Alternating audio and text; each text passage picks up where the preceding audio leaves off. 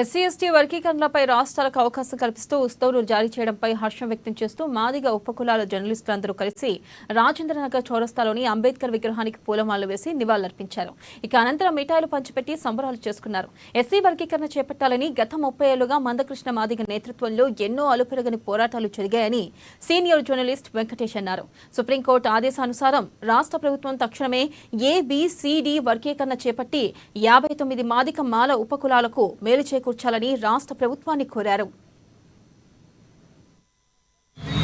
చాలా సంతోషకరమైన అది ఒక శుభవార్తని నేను ఆనందిస్తున్నాను. ఎందుకంటే బీసీలలో బీసీ రిజర్వేషన్లను ఏ విధంగా ఏబిసిడీలుగా వర్గీకరించి అన్ని కులాలకు బీసీలలో ఉన్నటువంటి అన్ని కులాలకు వర్తింపజేశామో అలాగే ఎస్సీలో ఉన్నటువంటి రిజర్వేషన్లను ఎస్సీ వాళ్ళకి షెడ్యూల్ క్యాస్ట్లో ఉన్నటువంటి 59 ఏబిసిడీలుగా వర్గీకరించాలని ఉమ్మడి ఆంధ్రప్రదేశ్లో 2001